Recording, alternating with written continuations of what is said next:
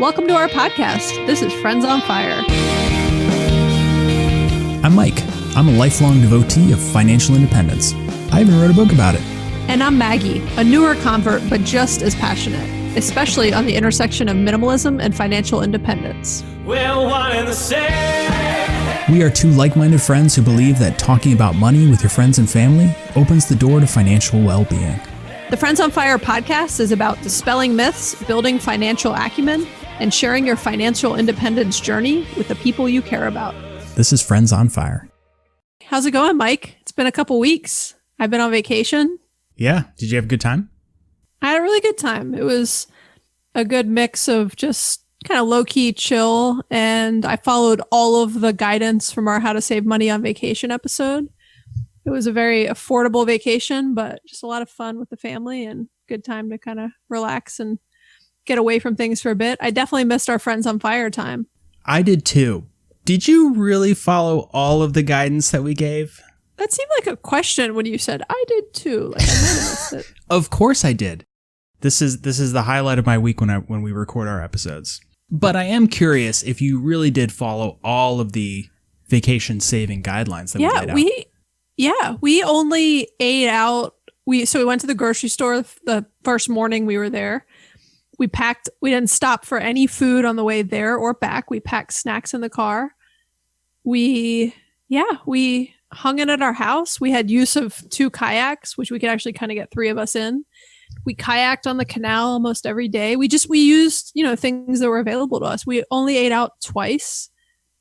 And we just had a lot. I think I followed all the advice. I can't remember what all of our advice was, but I'm pretty sure I followed it. All right. Well done. Yeah. I look forward to reviewing your expenses at month end. Sure, Mike. You're always welcome to review my expenses at the end of the month. I know it's your favorite thing to do every month. Okay. Speaking of saving money on vacation, we actually got a really nice voicemail comment and tip from one of our listeners, and I thought we'd play it since we're already on the topic of vacation, and we just recently did that episode on saving money on vacation. So here's a message from Lauren.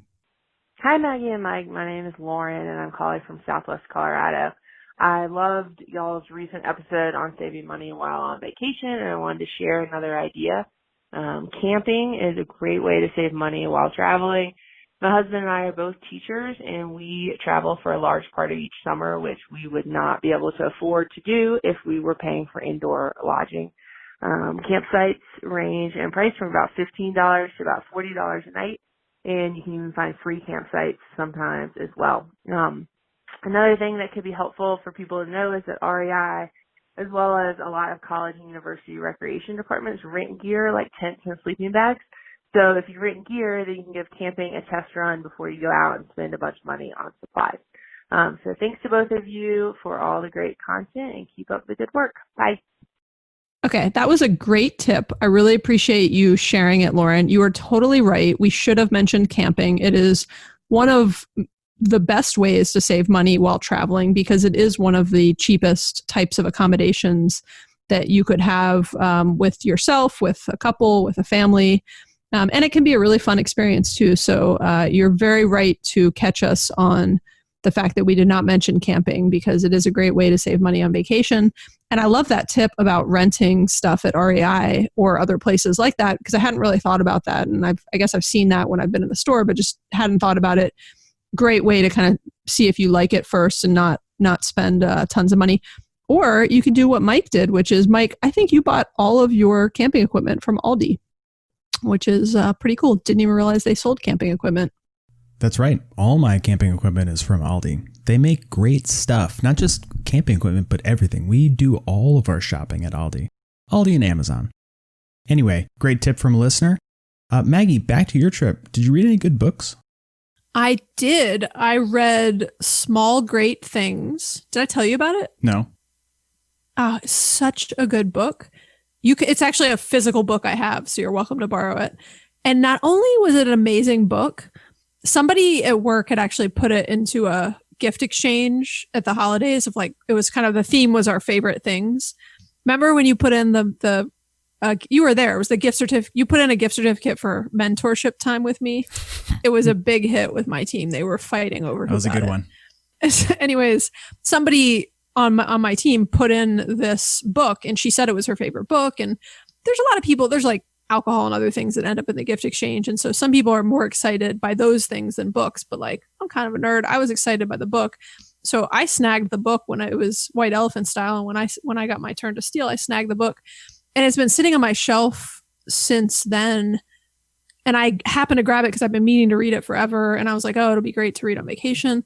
And then I couldn't remember what it was even about exactly, but I read the back jacket and I was like, oh, incredibly timely also. It's a fiction book. And I'm gonna butcher the author's name. It's like Jodi Picoult or something like that. She's a very popular author, I believe, on other fiction books. It's a story about race. And so it was very timely.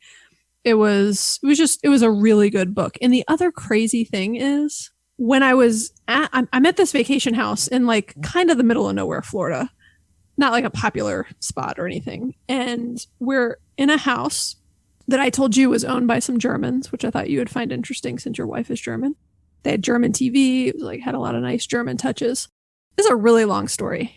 It's such a big buildup. Anyways, I'm sitting at the desk in the room my kids are staying in the house one day because it had a nice desk in it and I was just doing some work. And I look over on the bookshelf and there's only like 10 or 12 books on the bookshelf. And there's a copy of Small Great Things, which Wow. I actually texted the person who gave me the book because I was texting her that I was really enjoying it. And I was like, what are the chances in this like random house I'm in Florida? It's not like there were hundreds of books in this house. There were maybe 20 books across the entire house. And I don't know if it was the owner's book or if somebody else had left it when they were there. But it was an earlier copy of it. It had a slightly different cover, but I was like, what are the chances? So this book is like following me lately. Oh. And it was a fantastic book. It's really long. It took me almost the whole vacation to get through, but it's just really great book. And again, very timely, written by a white person, a white woman, but about a story that involves race and systemic institutional racism and just a lot of the topics and sort of layers around it. So I don't even know how to do it justice describing it, but really good book. Highly recommend. You should add it to your book reading goal for the year. Speaking of my book goal, guess how many You've I've smashed read? it. I think you've So my goal was 10. beat it. Well, every now and then you'll tell me a book you're reading. I think you're probably at like 15 or 20. I have finished my 14th book. Wow. That's awesome. Congratulations. By Thank the you way, very much. every time I tell my husband to like guess some number of something that I'm really proud of, I get so annoyed when he guesses too high. And I'm like, no, that's totally unrealistic. So I kind of guessed a little too high. 14 is awesome. We're not even halfway through the year and you beat your goal. Congratulations. Thank you. I appreciate that. And that is actually the topic of our conversation today. The most recent book I read, which was outstanding. It's called Essentialism, The Disciplined Pursuit of Less by Greg McKeown. I was really excited when you suggested we do an episode on this, Mike, because I read this book many, many years ago. I actually still had it in Audible and I remembered loving it, but that's all I remembered. And I just, yeah. So I re-listened to it this weekend because I already owned it on Audible. And I actually love, for those that can appreciate a succinct book, it is a 6-hour book on Audible when you listen to it. So if you listen to it on 2 times speed like I do, it's 3 hours. So it's a quick read, quick listen. I loved it. And it was one of those books where it articulates something you've always known about yourself, but never could put into words. I think you've probably had those experiences with like the first time you read a minimalism book, I would imagine, right? Yeah. Yeah. And even honestly, even when I learned about FIRE and financial independence, I didn't know the terms, but. And so it's always great to learn something new, learn a new skill, learn about, like, expose yourself to something. But it's also kind of a special experience when you read a book and solidifies something you've always known about yourself. And you mean, you know that you're an essentialist? Yes. Yes. No, I've observed that about you, so I'm not surprised to hear you say that.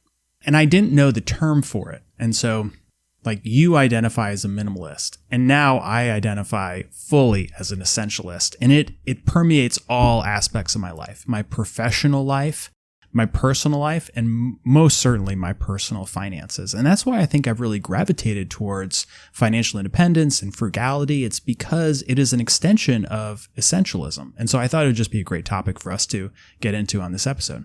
So Mike, I agree with you. I think you're an essentialist. It's something I've frequently noticed about you since I first met you. You're very focused. You're often very just sort of no nonsense, but not in a rude way. Like, and I'm talking about at work, right? You focus on what matters and you kind of like remove a lot of the bull crap. Bull crap? That sounds like I didn't want to say bullshit, but you remove a lot of the bullshit. You know we don't have censors on this show. You can say whatever you want. I know, but when I said bull crap, it sounded weird. It's weird. So you remove a lot of the nonsense, and it's like when you responded to that email one time with TLDR. Too long didn't read. Yeah, that's your essentialism coming out.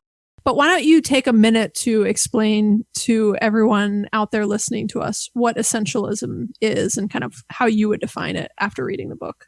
I think essentialism in some ways is very self-explanatory, like minimalism. Essentialism is focusing on only the most essential things in your life.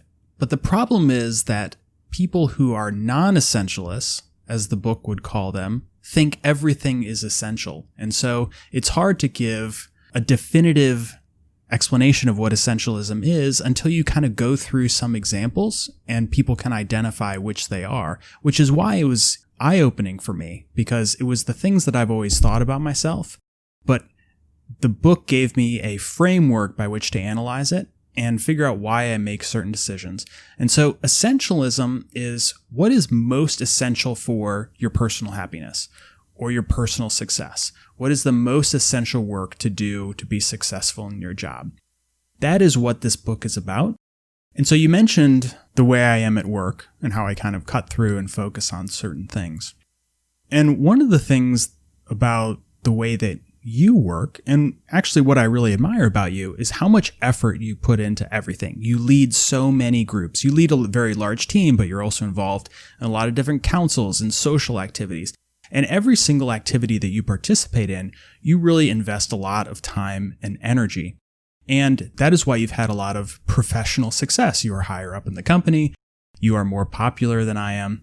And so even though I think you have a lot of essentialist traits about you, I would say that your professional side is more non-essentialism. So it's created a lot of success for you, but there's also kind of a downside, right? Yeah. I mean, that's fair. And I'll say, for what it's worth, we're about to tie essentialism into money because there's some really interesting tie-ins, but we're just kind of generally talking about the idea of essentialism for a minute. And since Mike and I interact with each other so much at work, I think there are so many references to make towards kind of our professional lives tied to essentialism before we jump into the financial sort of relationship to the idea of essentialism. But you're right, Mike. I strive to be an essentialist. Like for my whole life, I've been very sort of obsessed with the idea of productivity.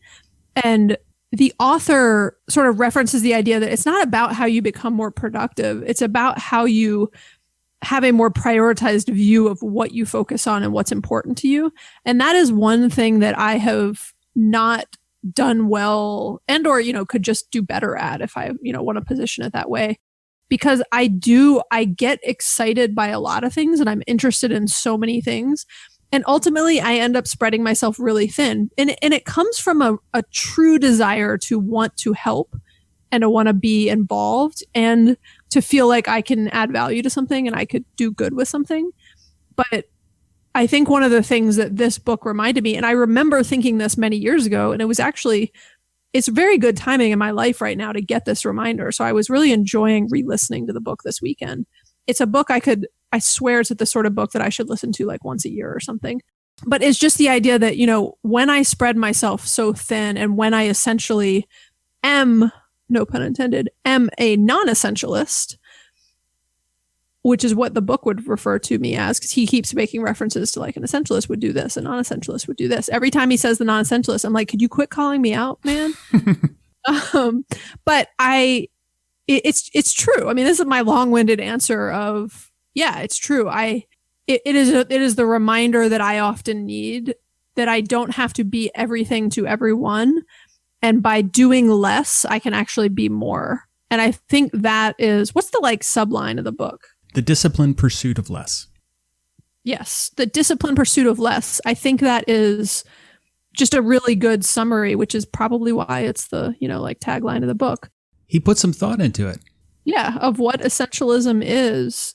Yeah, I appreciate the compliment of in a way, it's why I've had much success. But he even uses the reference in his book saying, there's a lot of people who became successful by being a non-essentialist, but as they become more successful, in order to continue to be effective and to add value and to not, quite honestly, to not burn themselves out and to be happy and not be miserable, they're going to have to learn to be an essentialist, which is where I would put myself of like, for my own sake, I need to be more of an essentialist. And I think that's a great segue into the personal finance aspect of essentialism, because you mentioned spreading yourself too thin. For non-essentialists, when it comes to money, it means spending too much of your money. It means loading up on credit so that you can afford things that you don't really need, that aren't really essential to you. And so when it comes to finance, we've talked about things like FOMO, fear of missing out, the idea that you only live once, you should spend your money, but it's really, those are non-essential things in your life that you really shouldn't be spending money on. And that's what leads to struggles. And so I thought it would be interesting to read some passages from the book and just discuss them. These, after reading through the entire book, these were the most impactful for me. And so if you do want to read the book, we definitely recommend it. If you don't, we will cover in the next 20 minutes. Nice. Remember when you got so frustrated at me that I kept wanting to read passages? I'm glad you brought that up because I really don't like that style of show. But then I was going through this and what I realized was I just don't like it when you pick out things that you really like. But when I really like them, it's totally appropriate. If you pick it out, it's great. Yeah, exactly. So thank you for calling me out on that. No All right, problem. first passage. We can either make our choices deliberately or allow other people's agendas to control our lives. This requires not just haphazardly saying no, but purposely, deliberately, and strategically eliminating the non-essentials. And not just getting rid of the obvious time wasters, but cutting out some really good opportunities as well. Instead of racing to the social pressure pulling you to go in a million directions, you will learn a way to reduce, simplify, and focus on what is absolutely essential by eliminating everything else. And this is the way that I've lived my life when it comes to spending. And in my book, I talk about core spending priorities. And so what is it that really is important to you, that makes you the happiest? And eliminating everything else, like treating everything else as a splurge. And so I think this is a good way to kick off the discussion of essentialism and money, because it's about getting rid of everything else that doesn't really matter. I think that is a great passage, Mike, and one that sums up the broader point of the book and of the theory of essentialism quite well. And it ties in so well to not just, the idea of financial independence specifically, but your money and how to do better with the money you have and how to kind of have the right mindset around your money. It is just the idea of having to make choices, right? And we've talked a lot in many of our episodes around the idea of making choices and more intentional choices and not allowing social pressure, which you just said in that quote. And you talked about FOMO. He mentions FOMO in the book very specifically. And just that is sort of the fundamental idea, and is why I think essentialism and how you think about your money has so many tie-ins that are just spot on and amazing reminders to kind of continue to inspire and influence people on their financial journeys. And one of the things I really like is when he says purposefully, deliberately, and strategically eliminating the non-essentials. And the way you do that is by tracking your expenses and really focusing on every single thing you're spending money on and finding the little areas of opportunity where you can save money. It is not punishing yourself by cutting out expenses, which really make you happy. It's being very focused. And so this kind of resonated with me, that it's a very deliberate act. It's not just something you just go and cut out everything to save money. You got to be focused about it. Yeah, he, at some point, I don't remember where this passage was from, but at some point later in the book, he actually talks about the idea of visually showing your progress. And I think it it aligns to the sort of purposely, deliberately, strategically of having visual ways to show your progress. And, he makes a reference to like, when people have like fundraisers and they have the thermometers and they're filling up, how far they've done. And all the social media accounts of everyone that's focused on the FIRE movement is full of different visual ways that people are showing their progress and sharing their progress with others. But, at the very basic levels of showing your progress is the idea of expense tracking and net worth tracking, right? And it I think is just a good, and just, again, I'm going to keep saying it, but just it's another example where the principles he's talking about in Essentialism have so many amazing tie-ins to how you live your life financially and how to improve your finances. And I think it's worth noting that the book was primarily focused on professional essentialism and kind of how you operate in the office. And that was really interesting for me. But everything I read, I saw all these takeaways for personal I totally finance. agree. I kept writing. I was like writing notes down, and then I would immediately make a reference to how it ties into money. And I think you can take the same way we talked about minimalism and, a lot of these topics. When you have a one-track mind where you're always thinking about finances, you hear it and it just, you immediately make the connections. Exactly. All right, the next passage. Essentialists see trade-offs as an inherent part of life, not as inherently negative part of life. Instead of asking, what do I have to give up? They ask, what do I want to go big on? And this is something that I think you really gravitate to because you like to find certain things to spend a reasonable amount of money on, like very high quality things, but buy very few of them. Totally agree. He also makes the reference of the relentless pursuit of less but better at times. And I really nailed on that point. And I think it's the same idea as trade-offs. And it is I don't mind. I think it's good to spend, more money on something that is good quality. I just believe in having fewer things. And I don't think you need, 8 of the same thing and, a million different things in your kitchen and, all these fancy gadgets and all this different stuff. But the stuff you do have, get good quality, right? And so the idea of sort of fewer and better and trade-offs is so important. And it's important to, we talked about it on our happiness episode, Mike, just the idea of, financial independence and being more responsible with your finances is not meant to make you miserable. You can still be incredibly happy. I'd argue more happy when you have your finances under control. And it is all about trade-offs. When I read this passage, I read it in 2 ways. The first was what you just discussed, and I thought of you about buying fewer things but better things. But the other way that I read this was in the whole FIRE framework. So it's not what I have to give up. It's what I want to go big on. And what I want to go big on is being financially independent really early in my life and having the flexibility to go do something else. That is so important to me that I don't view not spending money on things as a negative part of life. I see it as getting myself closer to this very lofty goal for the rest of my life. That is an amazing point, Mike. And I honestly didn't take that point away from it when he was talking about what to go big on, but I love it. Right. And I hadn't made that specific connection. So I love that you made that point. That is what I want to go big on. Right. I think there's days where I'm like, I don't know what I want to go big on. Right. But that is what has led my decisions in my life. And again, and it's why I'm not unhappy in some of the sacrifices. Again, what quote someone else might call a sacrifice, because that is what I'm going big on. Right. I know there's the idea of having more freedom and flexibility in my life, I know is attainable. And I love it. I had not thought about it in that way. He quotes Derek Sivers, who I know we're gonna talk about him when we finally do our Tools of Titans book discussion, which we'll do an episode on. I just have to finish the book. It's so big. We started it in like January. Yeah, but then all the libraries closed, and so now I get to keep it forever. But he when he's talking about that part about, what do I want to go big on, he quotes Derek Sivers, who's kind of famous for saying, like, if it's not hell yes, then it's a no, right? In the idea of trade-offs. And I love that reminder too of like, if it's not hell yes. And I think that's the idea of like, what do I go big on, right? Like if your response to something isn't like, hell yeah, that sounds awesome, then perhaps it might be a no. Yeah. Yeah, I really like that. If it's not a clear yes, it's a clear no.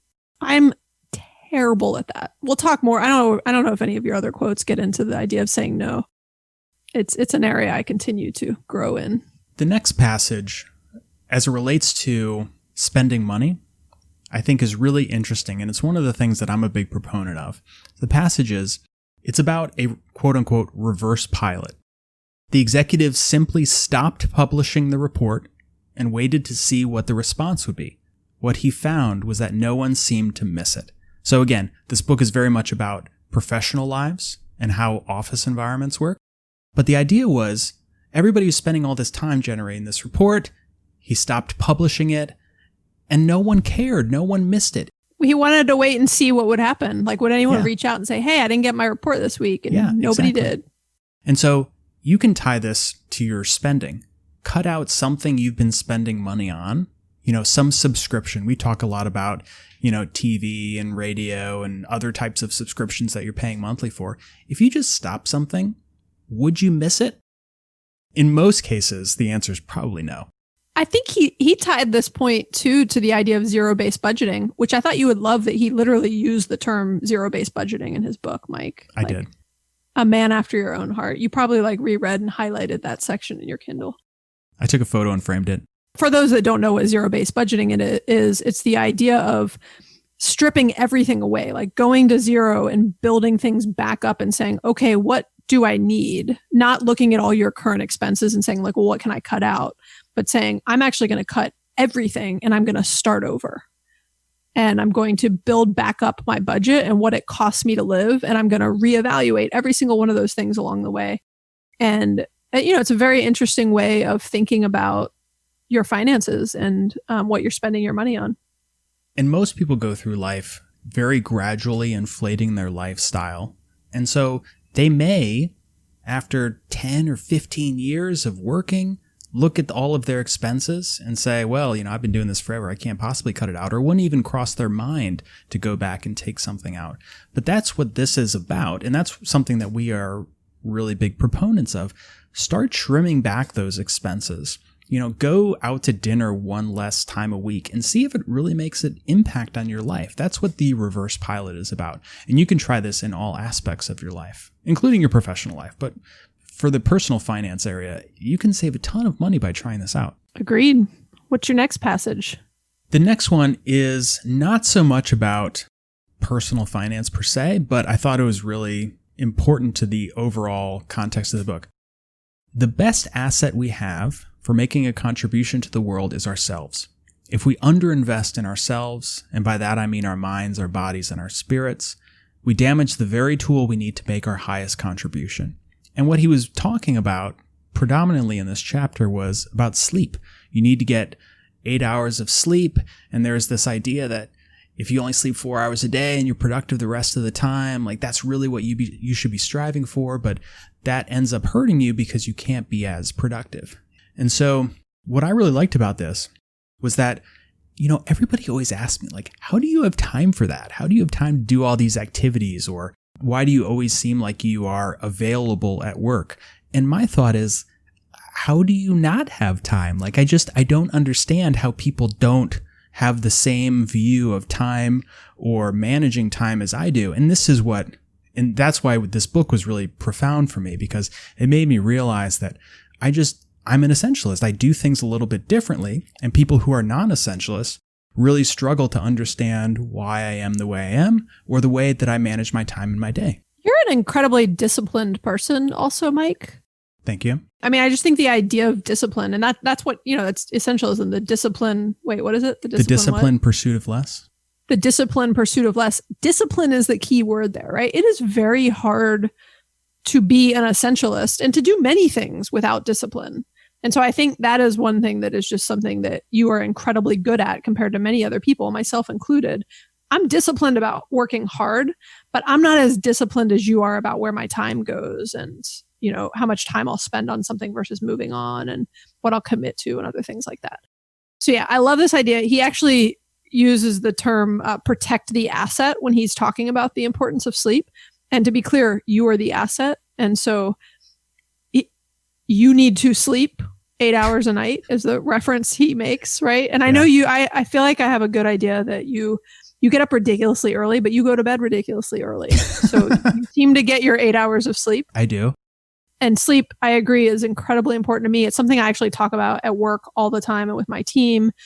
And I've read like Arianna Huffington's book on sleep. And there's been a lot of people who over the years have just talked about the importance of sleep for your health and performance. And there are studies and references to equating lack of sleep to being drunk and how much it impairs your judgment and ability to do things. And he actually in the book makes a reference and was like, it wouldn't be acceptable if you came to work drunk. Like that'd be a problem and people would say things about it. Yet somehow it's acceptable for you to come to work with no sleep. And you almost like some people brag about it still. I think that's changed a lot in the past few years, but some people still think it's like a badge of honor to say like, oh, I can get by with only 4 to 6 hours of sleep. That's like saying I can come to work drunk and like, I still do a good job. Imagine how awesome you could be if you actually got a proper night's sleep and you would feel so much better. You don't know it because you maybe have been operating on so much less for so long, but sleep is critically important. And one of the things that I thought of when I read this chapter was how you and I record these episodes now at night. And as it gets closer to my bedtime, I'm like, I have to wrap this up. I have to be done. I'm giving you a hard time. Like, we got to finish this episode or I don't want to start recording too late.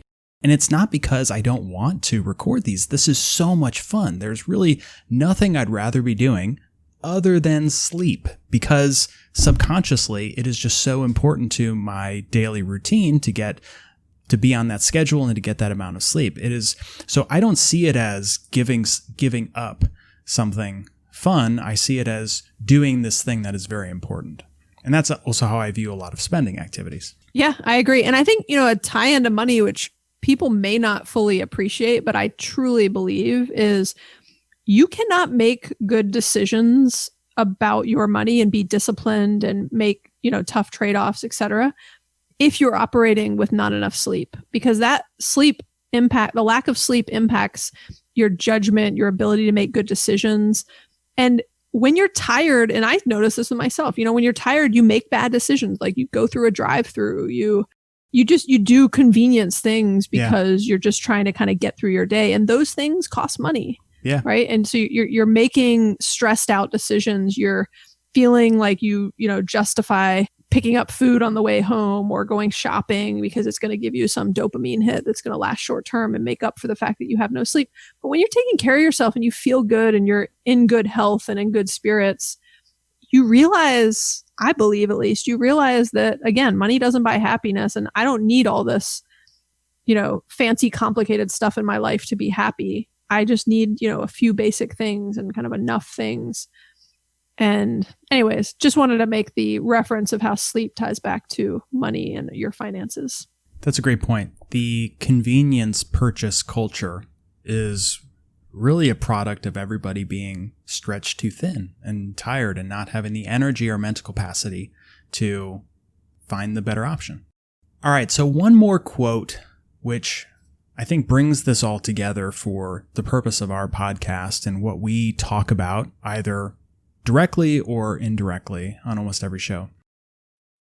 The passage is, when we are unclear about our real purpose in life, in other words, when we don't have a clear sense of our goals, our aspirations, and our values, we make up our goals, our aspirations, and our values. We make up our own social games. We waste time and energies trying to look good in comparison to other people.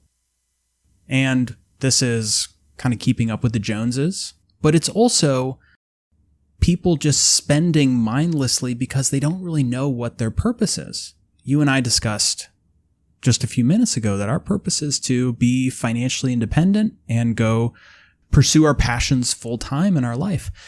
And for people who don't have that, they kind of make up a lot of things to spend money on because it's not clear what the most essential thing in their life is.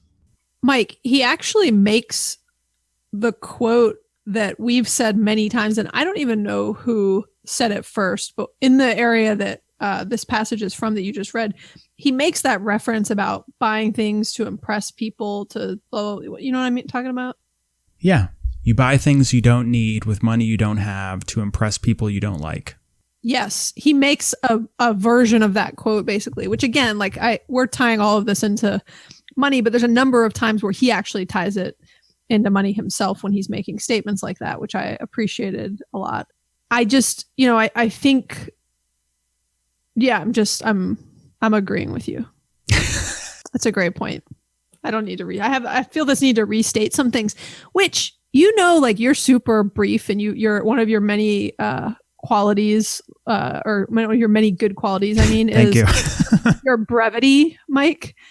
And I do not have that quality. And so I often feel the need to like repeat what you just said to reinforce it, when sometimes I could just be like, yeah, I agree.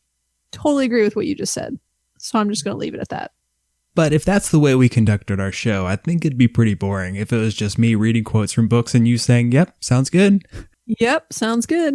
So on that point, I'll mention a couple of other things that I really took away from the book that I thought had particular tie-ins to money in addition to the passages you just read, Mike, which clearly I agree with all of them, as I just stated. He also talks about boundaries, which have we talked about already? We talked about boundaries with kids. Yeah. Well, no, I meant had we talked about on this episode. No. I don't think we had. So he talks about boundaries, which we've talked about a lot tied to finances on previous episodes, particularly with kids and being able to say no and realizing you're in charge and things like that. But I just love the way he talks about boundaries. Again, he's talking about them from a more professional work setting standpoint, but he says a couple times how powerful boundaries are, and that when you set boundaries, you are in power and you put the boundaries around your own time and what you spend your time on.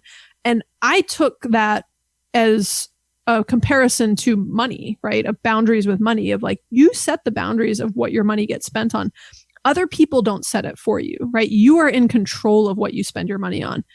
Yes, there's a few things where you may not be in control of everything, and your roof needs to be repaired, a tree falls through your house, all sorts of things could happen. But 80% of all the things that do happen with your money, you are in control of, right? You decide how you spend your money. You decide what kind of car you drive. You decide what kind of food you're eating. You decide where you shop, how much you spend. You decide whether you say yes or no when your kids are asking you for something in a store. And so I think a reminder for everyone, and particularly tied to essentialism, is just this idea of boundaries. I'd like to point out that this was the first percentage that you gave that wasn't 99%. Still completely Also, made up like every other percentage you gave. I was going to say it was a totally made up percentage. That's what I like to do. And then so he also talks about buffers.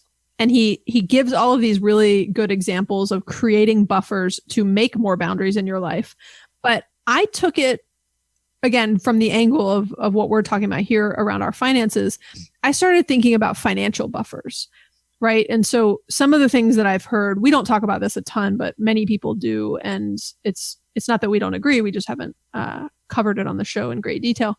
But just the idea of, some of the financial buffers you could create in your life are, things like people who put themselves on a cash only budget and they put a certain amount of money in an envelope. Like, that would be a good example of a buffer. Another one is people who put a 30-day rule on something. So if you're thinking about buying something and you still want it, say, okay, well, I can buy it, but in 30 days. And if I still want it in 30 days, then I can buy it. Like, it's a good example of a buffer.